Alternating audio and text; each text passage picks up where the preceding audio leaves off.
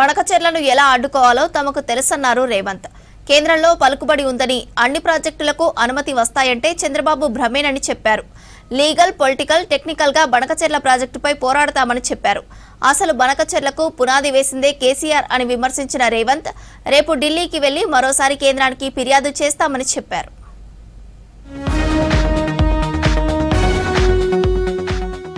AP ప్రభుత్వం చేపడుతున్న బనకచెర్ల ప్రాజెక్టుపై రాజకీయాలకు అతీతంగా పోరాడాల్సిన అవసరం వచ్చిందన్నారు ముఖ్యమంత్రి రేవంత్ రెడ్డి. సెక్రటేరియట్లో అఖిలపక్ష ఎంపీలతో భేటీ అయ్యారు సీఎం. లీగల్, టెక్నికల్, పొలిటికల్ గా బనకచెర్ల ప్రాజెక్టుపై పోరాడతామని చెప్పారు. పొలిటికల్ గా విఫలమైతే లీగల్ గా ముందుకు వెళ్తామని చెప్పారు. రేపు స్వయంగా వెళ్లి కేంద్ర జలశక్తి మంత్రి, పర్యావరణ, ఆర్థిక మంత్రులతో భేటీ అవుతామన్నారు రేవంత్.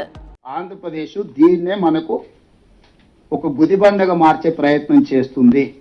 కాబట్టి దీనికి నేను ఈ సమావేశంలో పాల్గొన్న అందరి సభ్యులను నేను కోరుకునేది ఒకటే, ఇది 3 రకాల అప్రోచ్తో ముందుకెళ్ళాలి. ఒకటి టెక్నికల్, 2 లీగల్, 3 పొలిటికల్. అయినా కూడా ఒక రకంగా మనం ఆశించిన మేరకు మనకు సహకారం అందుతలేదని మనకు ఒక అనుమానం ఉంది. మళ్ళీ రేపు ఉదయం నేను మంత్రి గారు ఇద్దరం సమయం తీసుకున్నాం. సిఆర్ పాటిల్ గారి దగ్గరికి వెళ్ళి వీటన్నిటిని కూడా రిప్రజెంట్ చేస్తాం. అవసరమైతే 3-4 రోజులు ఢిల్లీలో ఉండైనా అందరినీ కలిసి మన స్టేట్ గ్రీవెన్స్ ఏముంది, మన ఇంట్రెస్ట్ ఏముంది, మన ఫండమెంటల్ రైట్స్ ఏమున్నాయి, వాటర్ లాస్ ఏం చెప్తున్నాయి అన్ని వాళ్ళకి వివరించి అన్ని రకాలుగా తీసుకుందాం. ఈ బాధ్యతతో ఖచ్చితంగా మన రాష్ట్ర ప్రయోజనాలను కాపాడడానికి అన్ని రకాలుగా ప్రయత్నం చేస్తాం. మీ అందరి సహకారం కూడా కావాలి. It is not related to any political or any election thing. Banakacherla ప్రాజెక్టుకు 2016లోనే బీజం పడిందని చెప్పారు రేవంత్. ఆనాడు ఏపీకి వెళ్లిన కేసీఆర్ రాయలసీమను రతనాల సీమ చేస్తానని చెప్పారని గుర్తు చేశారు. 3000 టీఎంసీలు సముద్రంలో కలుస్తున్నాయని, గోదావరి నీటిని కృష్ణా బేసిన్ కు తరలించాలని ఆనాడు జగన్తో భేటీలో కేసీఆర్ చెప్పారన్నారు. సీమకు గోదావరి జలాల తరలింపులో పెద్దన్నగా ఉంటామని కేసీఆర్ చెప్పారన్నారు రేవంత్. 3000 టీఎంసీలు సముద్రంలోకి వెళ్తున్నాయి గోదావరి జలాలు, వీటిని వినియోగించుకోవాలి ఇరు రాష్ట్రాలు కలిసి అని ఆనాటి తెలంగాణ రాష్ట్ర ముఖ్యమంత్రి గారి ప్రతిపాదన ఇచ్చిండ్రు. వేరియస్ రీజన్స్ తోని ఆ 3 ఏళ్ళు అది ఆ ప్రతిపాదన ముందుకు జరగలేదు. ఈ లోపల మనం కట్టుకుంటున్న ప్రాజెక్టుల మీద ఆంధ్రప్రదేశ్ అభ్యంతరాలు పెట్టింది, ఆంధ్రప్రదేశ్ కట్టుకుంటున్న దాంట్లో మీద మనం అభ్యంతరాలు పెట్టిన ఒక రకంగా జరిగిపోయింది. మళ్ళీ 2019కి వచ్చిన తర్వాత ఇరు రాష్ట్ర ముఖ్యమంత్రులు అధికారిక సమావేశాలు, ఇవన్నీ కూడా మీటింగ్ మినిట్స్ రికార్డ్స్ కావాలంటే అన్ని నేను ఇస్తాను. జస్ట్ ఆంధ్రప్రదేశ్ ఏం డాక్యుమెంట్ చెప్పింది, ఆంధ్రప్రదేశ్ ఇప్పుడు ఎక్కడ క్లెయిమ్ చేస్తుంది, మేము ఆల్రెడీ ఆ మీటింగ్లో మేము ఇద్దరు ముఖ్యమంత్రులు మాట్లాడుకున్నాము, మేము చేసుకోవాలనుకుంటున్నాము, ఏందా మీ అభ్యంతరం? బనకచెర్ల ప్రాజెక్టుకు పునాది వేసిందే కేసీఆర్ అని విమర్శించారు సీఎం రేవంత్. భేటీ తర్వాత మీడియాతో మాట్లాడారు. సర్వ పాపాలు చేసింది కేసీఆర్, హరీషేనని చెప్పారు. జగన్, కేసీఆర్ కలయిక ఓ కాంట్రాక్టర్ కుదిర్చితే జరిగిందన్నారు. రాష్ట్ర ప్రయోజనాలను బీఆర్ఎస్ ఏనాడూ పట్టించుకోలేదన్నారు. కృష్ణా బేసిన్ పై కేసీఆర్ ఒక్క ప్రాజెక్ట్ అయినా కట్టారా అని ప్రశ్నించారు. 2 లక్షల కోట్లు ఖర్చు చేసి కేసీఆర్ చేసిందేమిటన్నారు రేవంత్. ధనదాహానికి బలైపోయిన మేడిగడ్డ, అన్నారం, సుందీల పోవడం వల్ల ఈ రోజు కిందికి వరద జలాలు పోతున్నాయి. 10 సంవత్సరాలు మీరు గోదావరి బేసిన్ మీద ప్రాజెక్టులు కట్టకపోవడం వల్ల ఈరోజు చంద్రబాబు నాయుడు గారు తరలించకపోతా అని ధైర్యంగా చెప్పగలుగుతున్నాడు.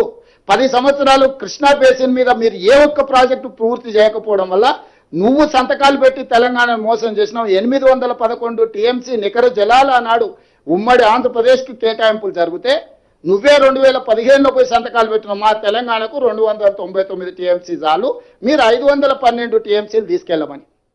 చంద్రబాబుపై ఘాటు విమర్శలు చేశారు రేవంత్. కేంద్రంలో చంద్రబాబుకు పలుకుబడి ఉండొచ్చని, అన్ని ప్రాజెక్టులకు అనుమతి వస్తాయనుకుంటే మీ భ్రమ అని చెప్పారు. ప్రాజెక్టును ఎలా అడ్డుకోవాలో తమకు తెలుసునన్నారు.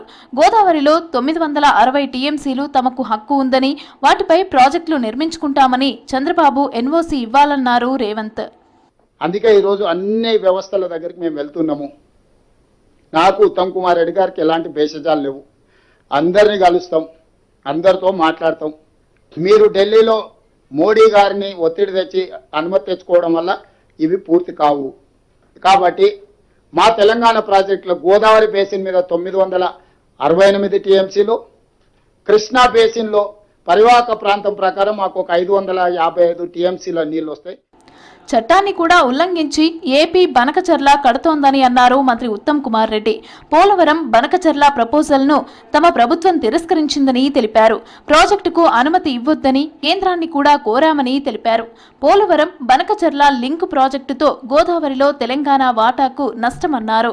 కేంద్ర మంత్రులతో రేపు సీఎంతో పాటు తాను కూడా కలుస్తానని తెలిపారు. ఏ వేగంతో అయితే ఆంధ్రప్రదేశ్ ప్రపోజల్స్ ని ముందుకు తీసుకెళ్తున్నారో అది అత్యంత ప్రమాదకరంగా మేము భావించి ఇంకా సీరియస్ స్టెప్స్ తీసుకోవడానికి మేము ముందుకు పోతున్నాం. సెక్షన్ 85(8)D కింద 84(3) కింద మా అభ్యంతరాలు ఉన్నాయి, మీరు ముందుకు ప్రొసీడ్, వారిని కానియొద్దు, మీరు అనుమతులు ఇవ్వద్దని చెప్పడం జరిగింది. అదేవిధంగా వాళ్ళకి ఎటువంటి అనుమతులు ఇచ్చినా తెలంగాణ రాష్ట్రానికి మీరు నష్టం చేసిన వాళ్ళని చెప్పి కూడా చెప్పడం జరిగింది. బనకచర్లను వ్యతిరేకిస్తూ ఎంపీల సమావేశంలో తీర్మానించారు. ఉమ్మడిగా పోరాడాలని డిసైడ్ అయ్యారు. అయితే సమావేశం నుంచి బీఆర్ఎస్ వాకౌట్ చేసింది. రాజకీయ కోణంలో ఈ భేటీ ఏర్పాటు చేశారని, అందుకే సమావేశాన్ని బాయ్కాట్ చేశామన్నారు బీఆర్ఎస్ ఎంపీ.